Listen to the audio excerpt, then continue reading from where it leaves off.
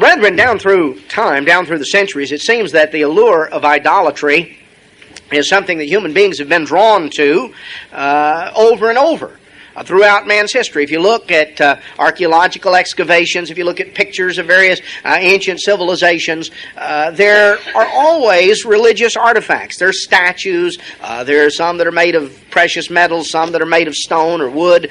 There are all sorts of things that reflect what human beings have worshipped down through time. Human beings have a tendency to be drawn toward what they can see. Somehow what we can see seems more real to us than what is unseen. Throughout even the history of the people of God, there has been the tendency to elevate sometimes the outward, the symbolic, over above the reality, the substance. I would like for us to focus in today to understand more clearly what really constitutes true and acceptable worship toward God. I'd like to begin back in the book of 1 Samuel. We want to set the stage for this and to show you here are the people of God having of course, been brought out of Egypt by Moses, having been brought into and settled in the land by Joshua, having been ruled over by judges. The book of 1 Samuel picks up the story in the latter portion of the period when Israel was ruled by the judges. It starts out in 1 Samuel 1 with the story of a man who was coming up to the tabernacle at Shiloh to sacrifice and to worship God every year. And it describes his wife Hannah is mentioned here, who had been unable to have children. And the story is introduced here in 1 Samuel chapter 1 of Hannah coming there to the tabernacle and praying and beseeching God for intervention, that God would grant her a child. Now, Eli, who was the high priest, came in on her. This is mentioned here in 1 Samuel chapter 1, that she was there praying, and she was praying in a very heartfelt way. She was not speaking aloud, but her lips were moving, and she was upset. Eli, the high priest, came and saw her, and at first he thought that she had been drinking. And he reproved her for it, and when she started talking to him, of course, he realized that wasn't the case, and told her to go in peace, that the God of Israel would grant her petition for a son. And so this was the case, and Hannah had made a promise that if God would give her a son, she would return that son to God. The son was Samuel, and the story, of course, was fulfilled when Samuel was on up several years of age, perhaps around 5 or 6. He came up with his parents for the feast, and he was now going to stay there at the tabernacle. And the statement is made here in verse 28, therefore also have I lent Samuel to the Lord. As long as he lives, he shall be lent to the Lord, and he worshiped the Lord there. So, we find the story continued on in chapter 2, as to the Samuel now, as a little boy, is living there, and is being trained by Eli to perform various things there in the tabernacle and to serve. He had been committed to God from birth, from actually prior to his birth. Now there comes to be quite a contrast in the story between little Samuel and Eli's sons. We're told here that in 1 Samuel chapter 2, verse 12, that the sons of Eli were sons of Belial. They knew not the Lord. Now they knew about God. They knew all sorts of rituals and things to perform. They knew how to go through the motions of worship in the tabernacle, but they didn't know God. In reality, God labels them as sons of Belial, sons of the devil, because that was their heart, their attitude. They were priests. They were functioning right there under Eli over the tabernacle.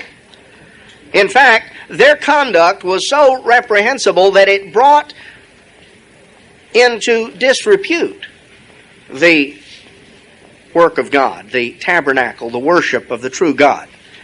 We find that in verse 13, the priest's custom with the people was that when any man offered sacrifice, the priest's servant came while the flesh was in seething with a flesh hook of three teeth, stuck it into the pan or the kettle or the cauldron, and all that the flesh hook brought up, the priest took for himself. So this is what they were doing. And they did it before they burnt the fat. The priest's servant came and said to the man that sacrificed, "Give flesh to roast for the priest."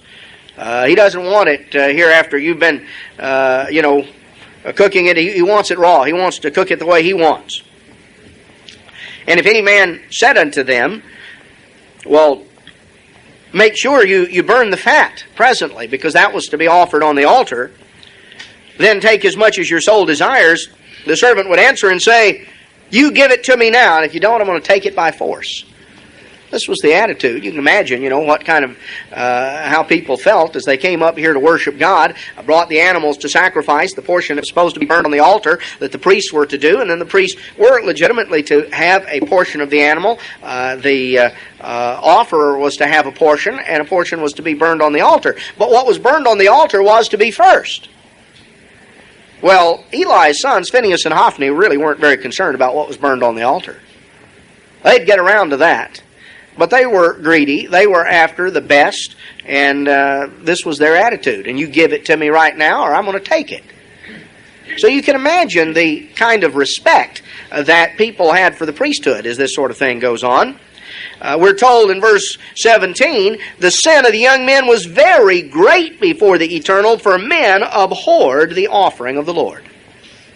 People got in a frame of mind and in an attitude where they didn't want to go up there. They were not looking forward to and anticipating the offerings made to God.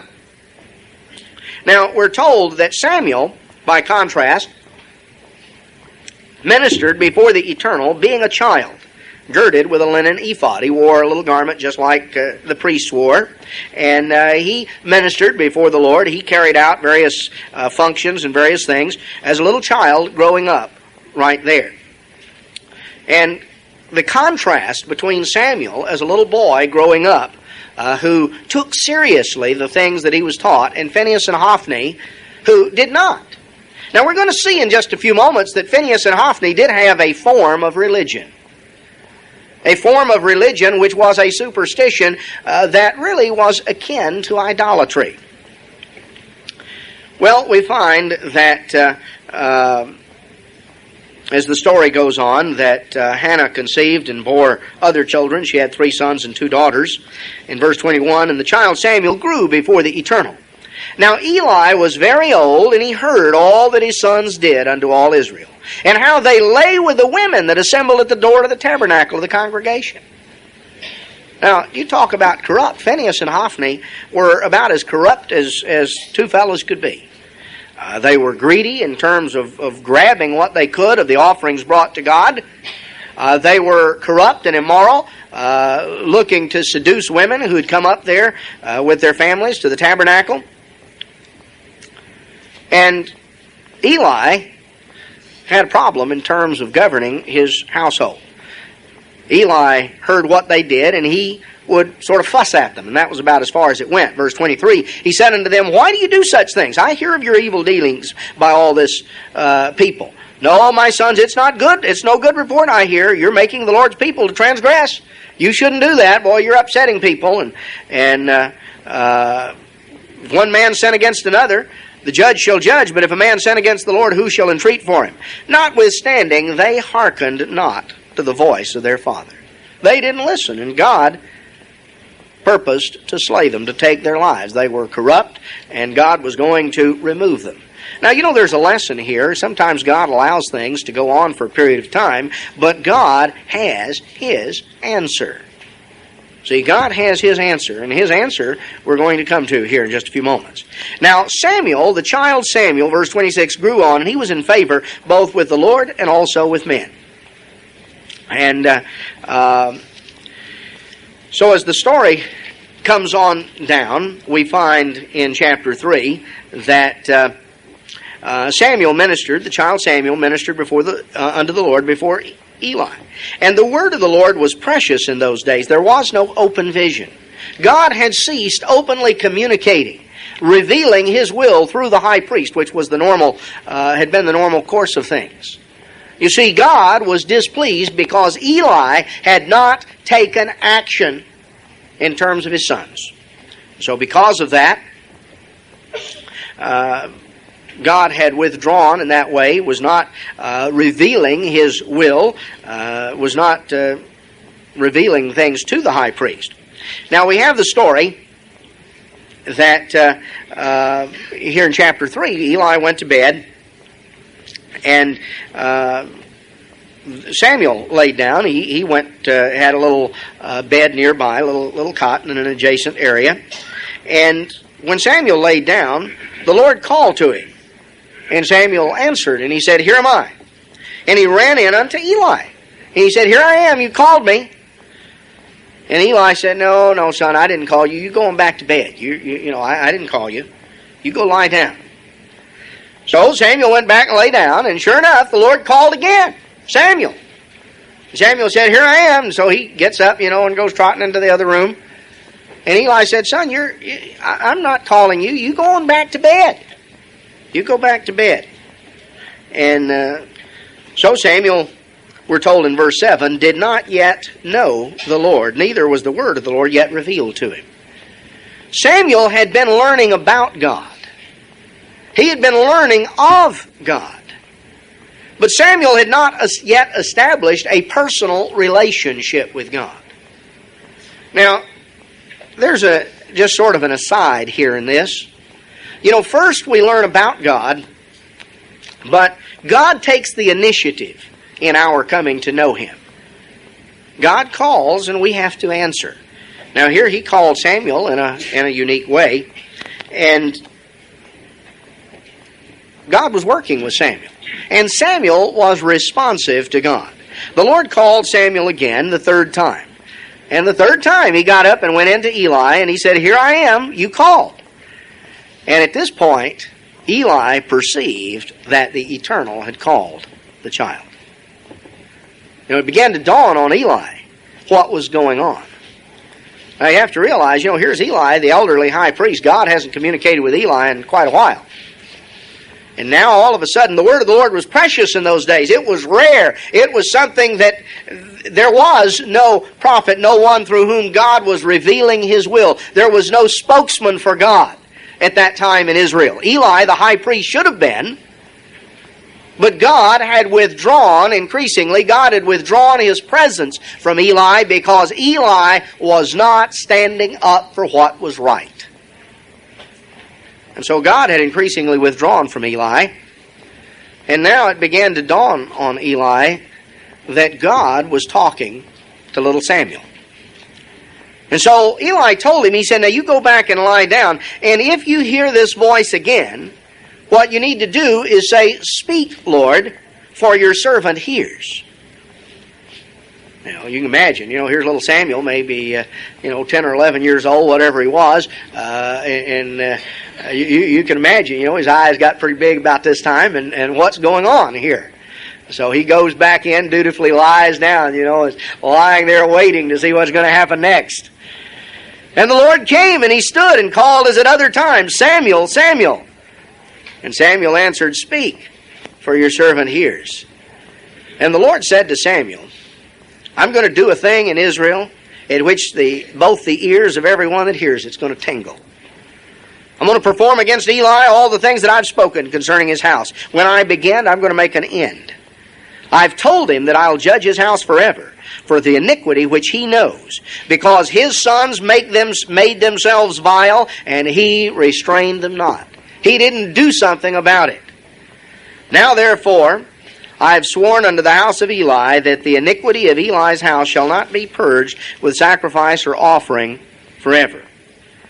Well, Samuel lay until the morning, and he opened the house of the Lord, and Samuel feared to show Eli the vision. You can imagine, this was not something we heard about in the sermonette. There are things you don't want to talk about or you don't want to say. Here was Samuel, a little child, certainly no more than 12, and here was a message that was given to him because God wasn't on speaking terms with Eli anymore.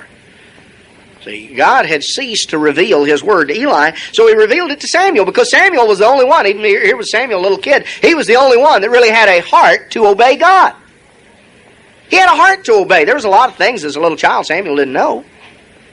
He lacked age and experience, and he lacked a lot of things, but what he had was a heart that was sensitive to God. And he had a heart to obey. And God saw that, and God revealed His message to Samuel. Samuel got up the next morning, and he opened up like he always did, and he sure wasn't looking forward to having to talk to Eli. So Eli called Samuel. He said, "Samuel, my son." He answered and said, "Well, here I am." He said, "What's the thing the Lord has said unto you? Now I pray you, hide it not from me. God do so to you, and more also, if you hide anything from me of all the things which He said." He said, "This is serious. Now you better tell me exactly what God said, and if you don't, you're going to be in serious trouble with God." And so Samuel told him every whit, and hid nothing from him. And Eli said, "Well, it's the Lord. Let him do what seems him good." Now Samuel grew, and the Lord was with him, and did let none of his words fall to the ground. God worked through Samuel, and all Israel from Dan to Beersheba knew that Samuel was established to be a prophet of the Lord. The Eternal appeared again in Shiloh. The Lord revealed Himself unto Samuel in Shiloh by the word of the Lord. As Samuel grew on up through his teenage years and into young adulthood, word got around. And people began to realize, that boy, that Samuel, God is working through him. He's going to be a prophet of God. And this was the only one to whom God appeared and revealed His revelation at that time, was young Samuel as he was growing up. And Samuel was diligent and drew closer to God. And in chapter 4, the word of Samuel came to all Israel. And Israel went out against the Philistines to battle. And verse 2, the Philistines put themselves in array against Israel. And when they joined battle, Israel was smitten before the Philistines. And they slew of the army in the field about 4,000 men. And when the people were come into the camp, the elders of Israel said, "Why has the Lord smitten us this day before the Philistines?"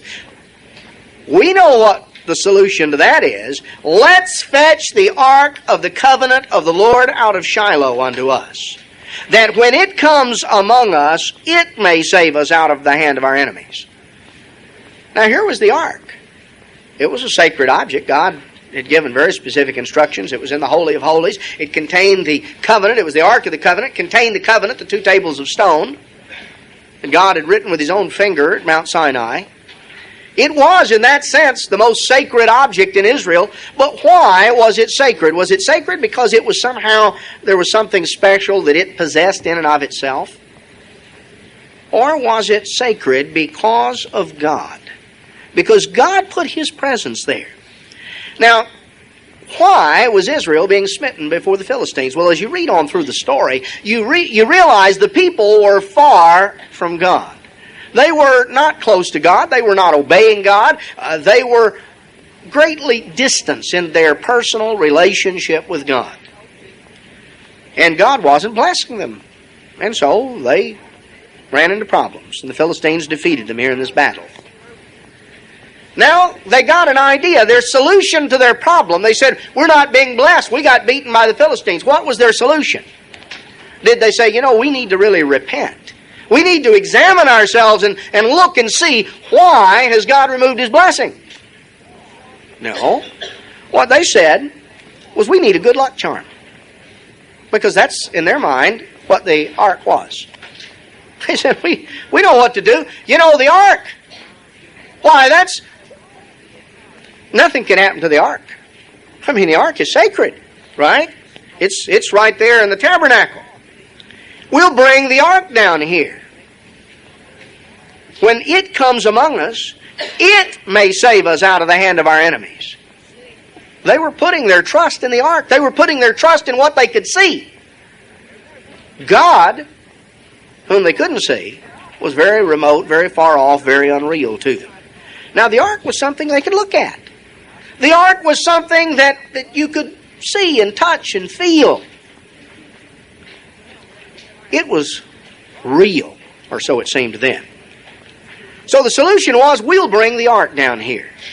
And we'll take the ark out to battle, and then the ark will deliver us. So the people sent to Shiloh, that they might bring there from thence the ark of the covenant of the Lord of hosts, that dwelt between the cherubim. And the two sons of Eli, Hophni and Phinehas, were there with the ark. And when the ark of the covenant of the Lord came into the camp, all Israel shouted with a great shout, and the earth rang again. And the Philistines heard the noise of the shout, and they say, what means the noise of this great shout? And then they understood that the ark of the Lord was coming to the camp, and the Philistines were afraid. They said, they've brought their God into the camp. See, the Philistines sort of thought like the Israelites did. They brought their God. Now we're in trouble. We've heard about their God. We've heard about some of the things that he did. And they haven't ever done anything like this before. Woe to us! Who shall deliver us? Verse 8. Out of the hand of these mighty gods. Are not these the gods that smote the Egyptians with all the plagues in the wilderness? Oh yeah, we've heard about the God that the Israelites serve. So you see, the Israelites had an idolatrous concept toward the ark. The ark was a physical symbol, symbolic of the throne of God. It was called the mercy seat, on top of the ark. Sometimes, some folks don't realize grace and mercy were part of the story from the beginning of Genesis all the way through. You read, back in Genesis that Noah found grace in the eyes of the Lord. Grace and mercy are a part of the character of God. They're not simply New Testament concepts. They're biblical concepts because they're godly concepts. They are a reflection of the character and the nature of God in all of his dealings. So here was the ark brought in. The Israelites viewing it as though it were a good luck charm. It was an idol. It was something we can dangle out there and it'll protect us. The Philistines were scared, but they said, well, we're going to have to be strong and quit ourselves like men. We're just going to have to stand here and do the best we can. So they decided, they were going to make a stand and fight, regardless of what happened. Well, verse 10, the Philistines fought. Israel was smitten. They fled every man to his tent. There was a great slaughter. 30,000 footmen of Israel fell. The ark of God was taken, and the two sons of Eli, Hophni and Phinehas, were slain. And a Benjamite from the army ran to Shiloh, and when he got there, Eli was sitting on a seat by the wayside watching. His heart trembled for the ark of God. He undoubtedly had not wanted them to take it out, but Phinehas and Hophni by this time weren't paying any attention to Eli at all. They just did what they wanted to do. So they, here were these guys, these great men of religion, right? Phinehas and Hophni. They were going to take the ark down there because they were priests. They could bear the ark. Well, we've already read about them. They didn't have any more religion than a doorknob, except that they had an idolatrous, sort of superstitious form of religion. They viewed the ark as a good luck charm. Why, they were the priests of God, and here was the ark. They were protected, right? They could live anyway, do anything. They had special status. Well, not necessarily so. Israel was slain. Many of the soldiers were. Phinehas and Hophni were killed in the battle, and the ark was taken. When Eli heard the news, what had happened, he was 98 at this time, verse 15 we're told, when the man told Eli what had happened, and that he told him, verse 17, Israel has fled before the Philistines. There's been a great slaughter among the people. Your sons Phinehas and Hophni are dead, and the ark of God is taken. And when the man made mention of the ark of God, Eli fell backward off the seat by the side of the gate. His neck broke. And he died. He was old and heavy and had judged Israel 40 years. Eli was a man who was not. There's no indication that he himself was corrupt. His problem was an unwillingness to take the actions that were necessary involving his sons. In effect, he placed his sons above God because he didn't deal with them in the way that he should have in an earlier time. And so it ultimately got to the point that they just ignored him totally. Well, in chapter 5, the Philistines took the ark of God and they brought it from Ebenezer to Ashdod. Boy, they had really won the battle. They had defeated Israel, and they thought they had captured Israel's God. They had captured the ark. They had Israel's God. So now they're going to bring it in as a trophy and set it before Dagon, their God, here in Ashdod. Well, when they got up early the next morning and went in, Dagon was fallen off of his pedestal upon his face to the earth before the ark of the Lord. It looked like Dagon was bowing down before the ark when they walked in there.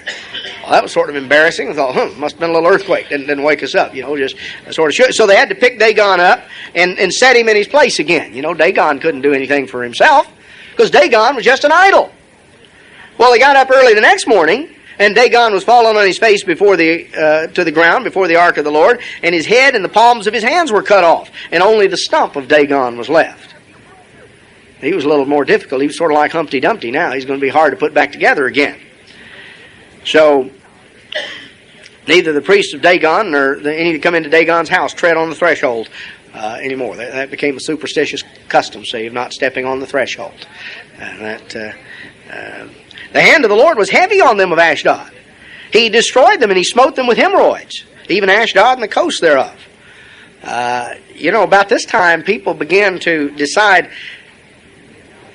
I don't think we want to keep the ark here in Ashdod. The men of Ashdod said, the ark of the God of Israel shall not abide with us. His hand is sore upon us and upon Dagon our God. So they sent and they gathered the lords of the Philistines. And they said, well, let's send the ark up to Gath. And they carried it up there. You can imagine, they said, look, folks, you people up in Gath, you helped out a lot in this battle, and we think it's sort of selfish of us to just keep the ark here. We captured the trophy. We're going to let you have it for a while. And so they sent it on up there. Well, they carried it on up, and the hand of the Lord was against the city with a great destruction. He smote the men of the city, both small and great. And they came down with hemorrhoids as well. Therefore, verse 10, they sent the ark of God to Ekron. Now, these people in Gath doesn't say how long it took them to catch on, but they decided, we need to share the wealth. I think we want to send this on to somebody else. You folks in Ekron, you really helped out a lot. Why don't you take the trophy? We don't want to be selfish. So they brought the ark, but the Ekronites, word had gotten out. They had already heard what had happened in Ashdod and Gath. And when they brought the ark there to Ekron, they said, they've brought about the ark of the God of Israel to us to slay us and our people. Verse 10, they didn't want it. So now they had captured the ark. Boy, they thought they had really done something when they captured the ark. It was sort of like getting a tiger by the tail. How do you turn loose? That becomes the problem. And they didn't know exactly how to turn loose of it. They had it, and they didn't want it anymore, but they didn't know what to do. They were afraid of getting in worse trouble. So they sent and gathered together all the lords of the Philistines, and they said, send away the ark of the God of Israel. Let it go again to its own place, that it slay us not and our people. There was a deadly destruction throughout all the city. The hand of God was very heavy upon them. The men that died not were smitten with hemorrhoids, and the cry of the city went up to heaven. So it was. This was a miserable place. There were people that evidently had died of certain plagues, and the ones that didn't were in absolute agony and misery. So God had gotten their attention. And there's quite a difference between the true God, the God of Israel, and Dagon. Dagon just fell off his pedestal, and somebody had to pick him up, prop him up, set him back up there. Because Dagon wasn't any God at all. Now, the God of Israel is able to fight his own battles. He was able to protect the ark. He was able to take care of and to intervene in this particular case. But he was not going to allow Israel to simply cheapen it and use it like a good luck charm. Because you see, that was their attitude. They missed the whole point of the reality and the substance of worship. And they were impressed with the outward signs. The ark was an outward symbol of the presence of God. They thought somehow that bringing the ark down there, the ark would protect them. physical things don't protect us. God is our protector. God is the one to whom we can look and to whom we must look. He's the only one that can protect us. Well, chapter 6, verse 1 tells us that the ark of the Lord was in the country of the Philistines 7 months. And the Philistines couldn't figure out how to get rid of it. They called the priests and the diviners. They said, what are we going to do? How are we going to send it to its place? See, they were afraid that they'd get in worse trouble. They didn't know what to do. How do you get rid of it? So they put their heads together, and here were these pagans, and they didn't know one way or the other in terms of what to do in terms of service to the true God, but they were trying to figure it out. They were trying to show respect. And so they said, well, verse 3, if you send away the ark, don't send it empty. We need to send a trespass offering. Obviously, we have made a big mistake. Yeah, they could all agree that. We made a big mistake. We need to send a trespass offering to the God of Israel. And then you'll be healed. And so they said, well, now, what are we going to send? Yeah, I agree. We need to send a trespass offering. That's right. We made a mistake. What do we send? So somebody came up with a bright idea. They said, we'll send 5 golden hemorrhoids and 5 golden mice, according to the number of the lords of the Philistines. 1 plague was upon you all. See, they had 5 cities, 5 kings of the Philistines. So they decided that was what they would do. Evidently, there was some sort of plague of mice and infectious diseases and who knows what all. So, verse 5, wherefore you shall make images of your hemorrhoids and images of your mice that mar the land. And you shall give glory unto the God of Israel. Peradventure he'll lighten his hand from off you, and from off your gods, and from off your land. Don't harden your heart like the Egyptians and Pharaoh did. We've heard that story. We don't want to get in as much trouble as they did. So, then, verse 7, they said, now let's make a new cart. We want to show respect for the ark. How are you going to send it back? Well, let's make a new cart. See, not something that we've hauled junk in or we've ridden in or anything. We're going to make a brand new one to show respect. And we're going to take 2 milk cows that have never been yoked up. We'll tie them to the cart, and we'll just bring the calves back home. And we'll take the ark and lay it on the cart and put the jewels of gold, which you return him for a trespass offering, in a coffer by the side of it and send it away, that it may go. And we'll see where it goes. We'll see if it goes up by the way of its own coast to Beth Shemesh. Then he's done us this great evil. And if not, well, we'll know that it wasn't his hand. We'll do this and we'll see. We'll let God take care of getting the ark back. See, they figured the odds were that they were in trouble with the God of Israel. But just on the off chance they had misinterpreted, they said, well, we'll build this cart. We'll hook these 2 milk cows up to it. Never been yoked up. Now, if you ever fool with cows at all, what's going to happen when you try to yoke up 2 milk cows that have never been yoked, and you take their calves back over here? Which direction you think they're going to go? Well, they did this.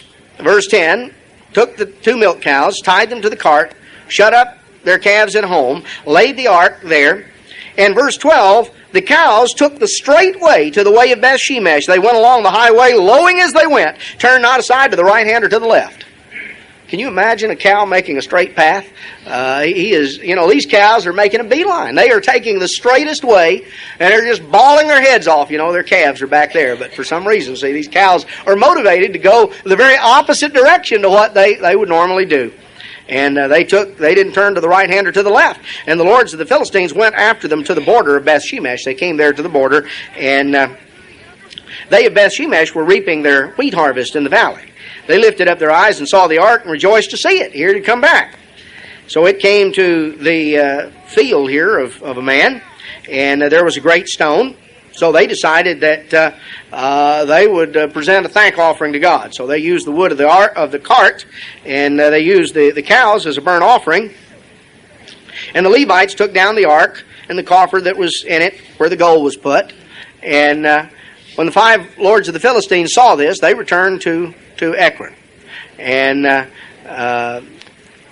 so we find here that these items were brought down, and it was there. Now we find that the men of Beth Shemesh, these Israelites who should have known better, showed less respect for the ark than the Philistines did. They were going to look inside. They were curious to see what was inside, what all the fuss had been about. And so there were over 50,000 people that were struck dead as a result of that. And so they decided, they sent messengers to the inhabitants of Kirjath Jearim, saying, the Philistines have brought again the ark. Come and fetch it. We're going to send it on to you. Because they'd already gotten in trouble. So they brought the ark up, and it was brought there. Now, the point that we find here that you go on through how Samuel then was used of God to deliver Israel from the oppression of the Philistines.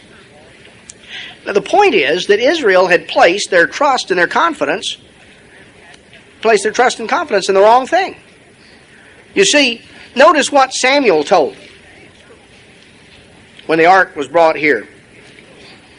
It was the ark was there in Kirjath Jearim in 1 Samuel 7:2.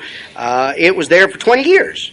And all the house of Israel lamented after the Lord. And Samuel spoke unto the house of Israel, and he said, if you do return unto the Lord with all your hearts.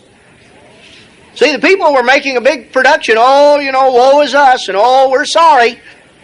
Samuel said, if you are really sorry, then put away your gods. Put away all these idols from among you. Prepare your hearts to seek God. Prepare your hearts unto the eternal and serve Him only. And He'll deliver you out of the hand of the Philistines. And the children of Israel did put away Balaam and Ashtaroth and serve the eternal only. And so he brought them there together to Mizpah, and they confessed their sins against the Lord. Now, the point is, God was prepared to intervene for His people, but they had to repent first. The contrast between worship of God in sincerity and truth and worship according to an idolatrous sort of a good luck charm mentality. You see, the Israelites thought that as long as they went through the outward motions, they thought it was the outward form that protected them. They were focused upon the form of religion. They went through the outward form, they did certain things, and they thought that was okay. But there wasn't the substance, there wasn't the reality from the heart. And Samuel told them, if you really want God's deliverance, then you need to make changes in your life. You need to put away this idolatry. You need to put away these gods that you have. There's a great contrast between turning to God with our heart, obeying Him from the heart, and simply going through the motions, the outward form of religion. Let's notice an example back in Jeremiah chapter 7. Nebuchadnezzar was threatening Jerusalem and Judah, had made incursions down there. The Babylonians had already taken certain ones captive, including the king. He had put a puppet king on the throne. And Jeremiah, God's servant, was telling the people of Judah that if they didn't repent, a lot worse was going to happen. That Nebuchadnezzar was going to come in and destroy Jerusalem. He was going to burn Jerusalem and destroy the temple. And the people said, that's never going to happen. That can't happen. That can't happen to us. This is God's city. This is God's city. This is God's temple. He's placed His presence there. The ark is there in the temple. God won't let anything happen to that. We'll just stay here by the temple. We'll just stay in Jerusalem. We know Jerusalem is safe. Chapter 7 of Jeremiah, verse 1. The word of the Lord came to Jeremiah from the Lord, saying, stand in the gate of the Lord's house, and proclaim there this word. Say, hear the word of the Lord, all you of Judah, that enter in at these gates to worship the Lord. Thus says the Lord of hosts, the God of Israel, amend your ways and your doings, and I'll cause you to dwell in this place. You've got to repent. You've got to change the way you live. Trust not in lying words, saying, the temple of the Lord, the temple of the Lord, the temple of the Lord. If you thoroughly amend your ways and your doings, if you execute judgment between a man and his neighbor and don't oppress the stranger and the fatherless and the widow, then I'll cause you to dwell in this place. Verse 8, you trust in lying words that cannot profit. Will you steal and murder and commit adultery and swear falsely and burn incense to Baal and walk after other gods and then come and stand before me in this house which is called by my name and say we're delivered to do all these abominations? Oh, it's okay. God will understand. God's law was in effect. You can't live that way. Oh, they were coming to church. They were showing up at the temple. They were coming to worship God. They were going through the outward form of religion, but the inward substance was totally lacking. They put their trust in what they could see. The temple of the Lord, the temple of the Lord. Why? God's not going to let anything happen. We're right here by the temple. This is God's temple. God can't let anything happen to the temple. They were trusting the temple for their protection instead of God. They didn't have a relationship with God. They weren't walking with God. They were just trying to be like everybody else, just fit in with the society and the world around them. God was the only real source of security, not the things that people could see. Not the ark, not the temple, but God. God is the one who sanctified the ark and sanctified the temple. It's God that we have to have our relationship with. Jesus explained something in John chapter 4. John chapter 4, this is this encounter of Jesus with a woman at the well in Samaria. You remember the story. He entered into conversation with this woman. She realized he was a prophet, and so she asked him a Bible question. John 4:20. She said, our fathers worshipped in this mountain, Mount Gerizim. You know, if you go back to the book of Deuteronomy, you find that the blessings were pronounced from Mount Gerizim and the curses from Mount Ebal before the children of Israel, when the children of Israel were ready to come into the land. Well, the Samaritans had built a temple, and we've gone into the origin of the Samaritans in Bible study. I won't go back through it here, but they had built a temple on Mount Gerizim, which was a counterfeit of the temple in Jerusalem. So the woman at the well, the Samaritan woman, asked Jesus, she said, our fathers worshipped in this mountain, in Mount Gerizim. You say, you Jews, that in Jerusalem is the place where men ought to worship. Jesus said unto her, woman, believe me, the hour comes when you shall neither in this mountain nor yet at Jerusalem worship the Father. You see, within a matter of just a few years, the Romans were going to come in and destroy all of those places of worship. And there would not be a temple in Mount Gerizim, and there wouldn't be a temple in Jerusalem. There wouldn't be any of those things.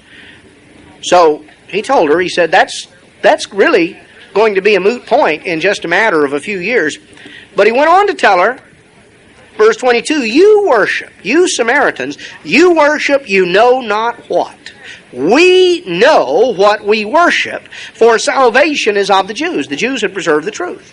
Verse 23, but the hour comes and must worship him in spirit and in truth. Jesus said, you know, the most important thing about the worship of God is not the specific geographic location where you're standing. Now, he didn't say that Mount Gerizim was as good as Jerusalem. He made it plain. The Jews had preserved the truth. They had preserved the Bible. They had preserved the truth. The Samaritans had not. But the real point was that the geographic location is not what is the most crucial thing in worshiping God. Is there only one spot on earth where you can worship God? Is there a place where God can hear your prayers better than anywhere else? You know, there are thousands of Jews that flock to Jerusalem. They go there to the Wailing Wall.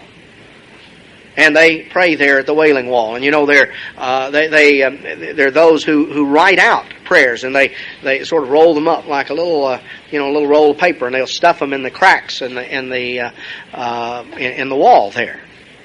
And there are those from other countries who have friends going over there, and they will send a prayer, a petition written out, rolled up to be sort of stuck in the wall there at the Wailing Wall, as though somehow, from that specific location, God's hearing is improved. He hears well there. You're further away, and he couldn't hear you quite so well.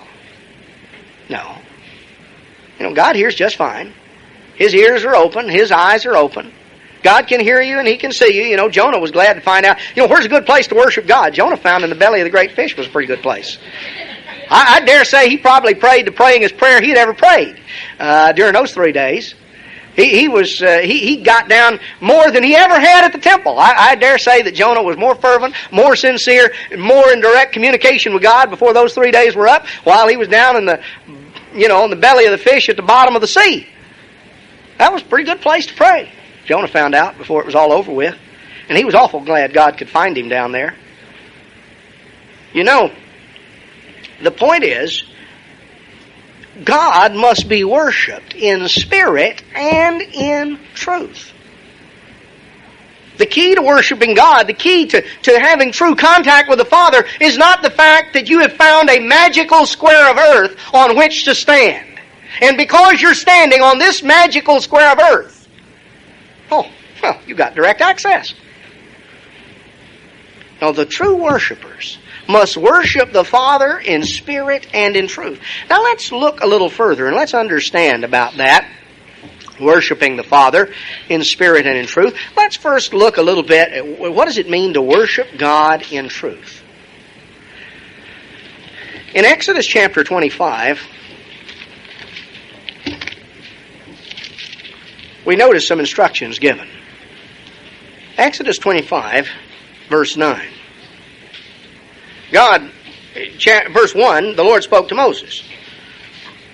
Told him to speak to the children of Israel and tell them to bring me an offering. And verse 8, let them make me a sanctuary that I may dwell among them. According to all that I show you, after the pattern of the tabernacle, after the pattern of the instruments thereof, even so shall you make it. Now, notice something. God wanted to be worshipped. And He told the children of Israel through Moses that they were to make Him a sanctuary. But notice, God didn't say, now you tell them to just build whatever they think would be good, and to just fix it up in a way that, whatever they think. I'll be satisfied. Let them just sort of worship me according to their own conscience. No, God said, now, let them make me a sanctuary. Verse 9, according to all that I show you, after the pattern of the tabernacle, after the pattern of all the instruments thereof, even so shall you make it. God establishes the pattern. God sets the pattern. And that is the key in terms of worshiping God in truth. We worship God according to the pattern that He's established. God sets the pattern. You might just notice back in Hebrews 8,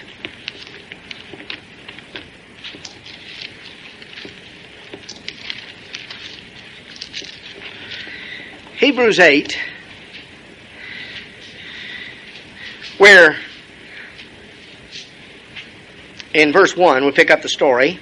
Of the things which we have spoken, this is the sum. We have a high priest who is set on the right hand of the throne of the majesty in the heavens. Jesus Christ is our high priest. He's a minister of the sanctuary and of the true tabernacle, which the Lord pitched and not man. Every high priest is ordained to offer gifts and sacrifices, whereof it's necessary that this man have also something to offer. If he were on earth, he couldn't be a priest, seeing that they're priests that offer gifts according to the law. Verse 5, who serve unto the example and shadow of heavenly things. As Moses was admonished of God when he was about to make the tabernacle. Remember, we just read that in Exodus 25:9. See, says he, that you make all things according to the pattern showed to you in the mount.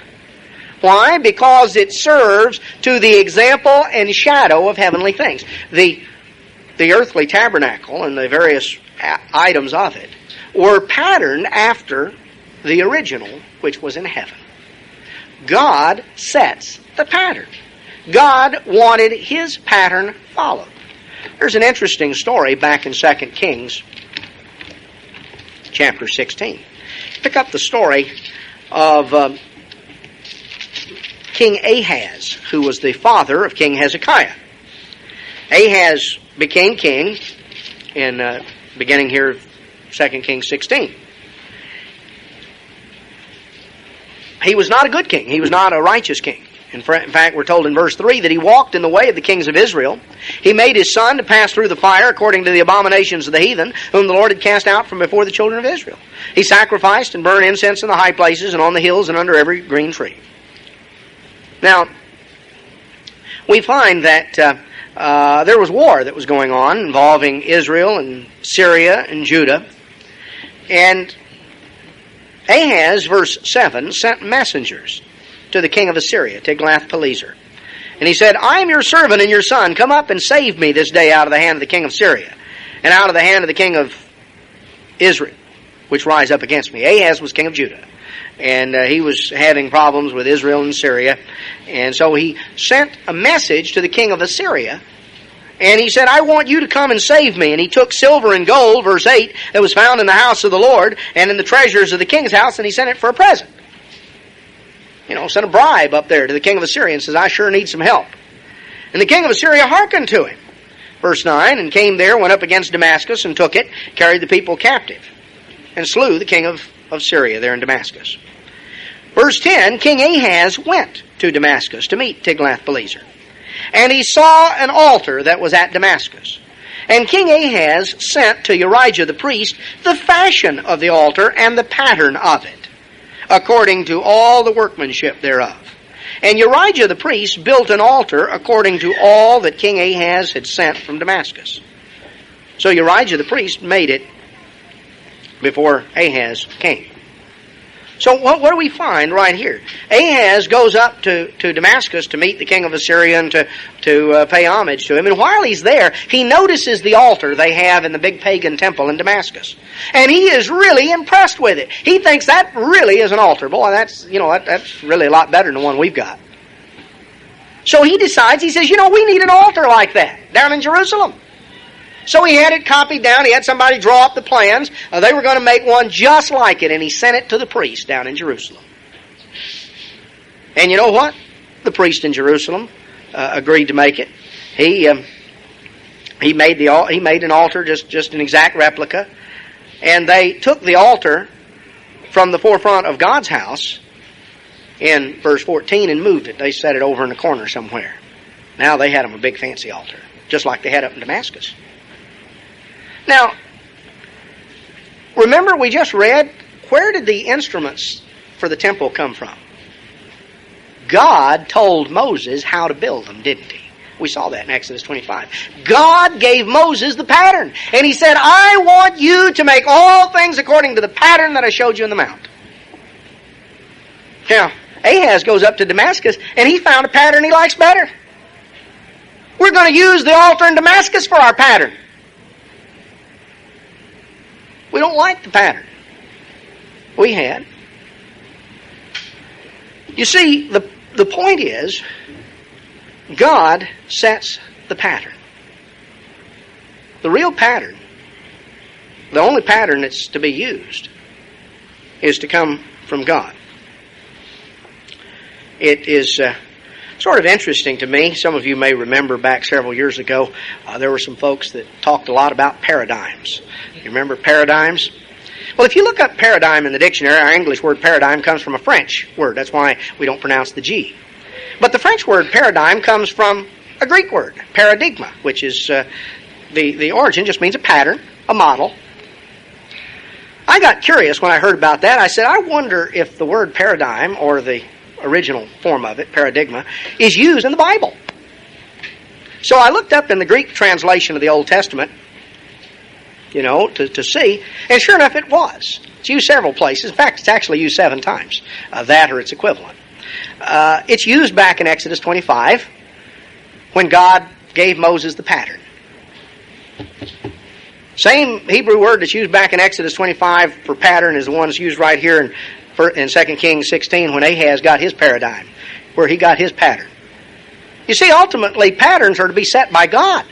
And when you start trading in God's patterns for a new pattern, the one Ahaz got from Damascus. You see, God must be worshipped in truth. To be worshipped in truth means God is worshipped according to the pattern that He set. God sets the pattern and we follow it. The pattern originates with God, not with us. That's a starting point. That's the only kind of worship that is acceptable to God. Worship in spirit and in truth. They both have to be there. Worship in truth means you're worshiping God, you're serving Him according to the pattern, in conformity with the pattern that He set. Because God's patterns have meaning.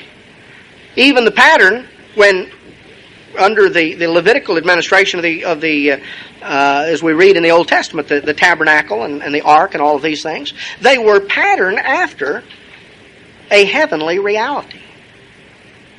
There was a pattern. Now, we find various things on through. In fact, the term is used back in John 13 when Jesus said, when He washed the disciples' feet, and He said, I've set you an example that you should do. It's the same word for pattern. I've set you a pattern, a model. It's an interesting, we'll have to go through that sometime, maybe in a sermon or a Bible study. But the point is, true worship is based on the pattern established by God. But it's not sufficient just to worship God according to the pattern that He set. Worshiping God in truth is necessary, but it's not enough. You've got to worship Him in spirit and in truth. He didn't say worship me in spirit or in truth. The two have to be coupled together. We worship God according to the pattern that He set, but we also must worship Him from the heart. You see, Israel of old, as we read back in Samuel, had taken the patterns and had confused the outward form with the reality. And they had really produced their own form of idolatry. They missed the point. Notice in Isaiah 29.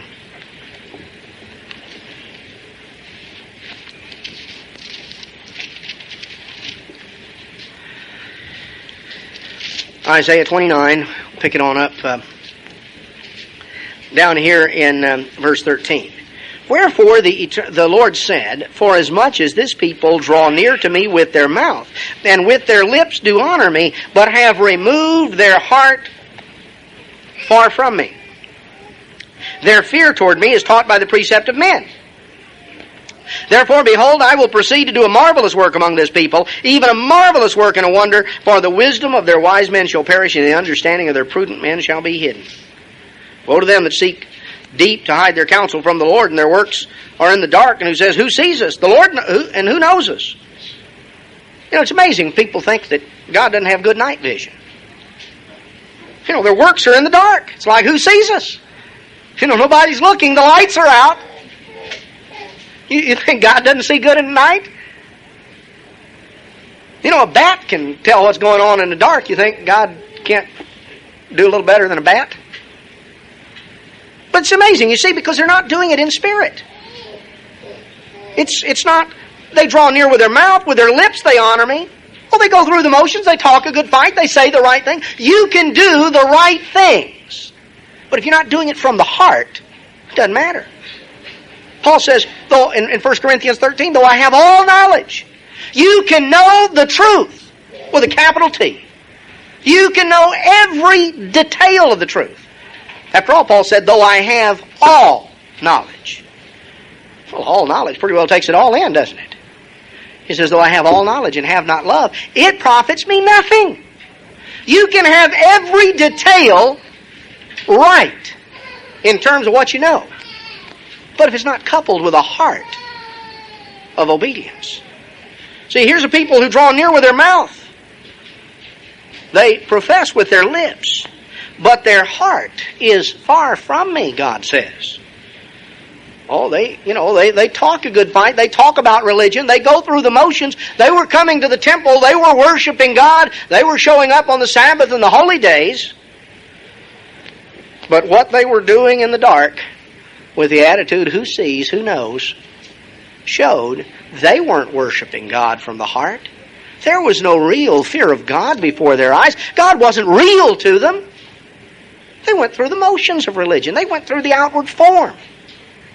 It was sort of like a good luck charm. You know, you be good and sort of do, go through the form, and somehow that'll make everything okay. In effect, it takes the form of religion and makes it sort of like penance. You have to do this in order somehow to appease God's wrath. And God wants to be worshipped according to the pattern He set, but He wants to be worshipped from the heart. You can go on back to Isaiah 58. He talks about fasting. In verse 3, well, let's pick it up in verse 2. Isaiah 58, 2. Yet they seek me daily, and delight to know my ways, as a nation that did righteousness. They act like an obedient people. They act as though they were doing righteousness and not forsaking the ordinance of their God. They ask of me the ordinances of justice. They take delight in approaching God. Oh, they come to church. Wherefore have we fasted, say they, and you don't see? Wherefore have we afflicted our soul, and you take no knowledge? Behold, in the day of your fast you find pleasure, and exact all your labors. You fast for strife and debate, and to smite with the fist of wickedness. Verse 5, is it such a fast I've chosen, a day for a man to afflict his soul, to bow down his head as a bulrush, to just go through the motions and make a great outward production, to spread out sackcloth and to do all of these things? Is that what God is after? Is it the outward form? Is it getting all of the form to where it looks impressive? Oh boy, you can tell so-and-so's really afflicted. Boy, he's sitting on sackcloth, got ashes spread down there. He must really be repentant. Is that what you're going to call a fast and an acceptable day to the Lord? Verse 6, is not this the fast that I've chosen? To loose the bands of wickedness, to undo the heavy burdens, let the oppressed go free, to break every yoke. God says, if you're really coming to me with your heart, it'll change the way you live. It'll change the way you treat other people. It'll change your life. From the heart, it's talking about our motive. It's talking about our whole orientation and focus. Worshiping God in spirit. Worshiping God from the heart. That's what He's after here. Not simply going through the outward motions. You know, the Pharisees were noted for going through the outward motions. Christ talked to them back in Matthew chapter 23. In verse 14 He says, woe unto you, scribes, Pharisees, hypocrites! You devour widows' houses, and for a pretense make long prayer. Therefore you shall receive the greater damnation, the greater judgment. He told them, He said, you're hypocrites, you're actors. That's what the word hypocrite meant. It's actually a Greek word transliterated into English. And in Greek, it meant an actor. It was an actor on the stage. The Greek actors in the tragedies and the dramas, the Greek theater, they wore masks, and they played a part. They recited their lines. They came on the stage, they recited their lines, and they exited. They put on their mask. They put on their part. Christ told the religious leaders of His day they were nothing more than the actors on the stage in a Greek drama. They simply put on a mask, walked on the stage, and recited their lines. They were playing religion. You could tell they were religious. They went through all sorts of outward forms and motions, but it didn't affect the way they lived their lives in terms of the way they treated people. They weren't worshiping God from the heart. He went on and went through all of these things and showed here in Matthew chapter 23 the contrast between the form and the substance. Quite a contrast. See, what is God after? The true worshipers are to worship the Father in spirit and in truth. That's what we're told.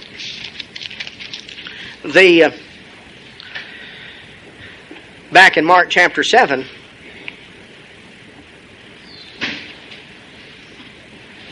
Mark 7, verse 6.